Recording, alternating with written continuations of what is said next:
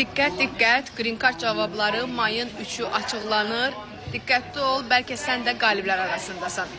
Belə ki, hər il 100 mindən çox şəxs Azərbaycandan yalnız Green Card'a müraciət edir və qaliblərin sayı 1500-ə qədər olur və artıq çoxdan gözlənilən vaxt gəlib çatıb, sayılı günlər qalıb, 4 gündən sonra Green Card cavabları açıqlanır.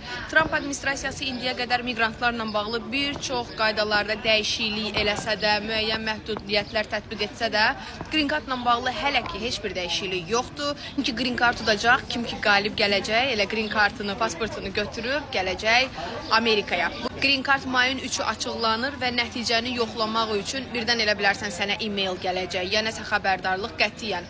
Mayın 3-ü dvlottery.com saytına girəcəksən, soyadını yazacaqsan, confirmation number'ı yazacaqsan və doğum tarixini yazacaqsan və nəticə orada bilinəcək. Ya yazılacaq randomly selected və yaxud da yazılacaq has not been selected. Uğurlar.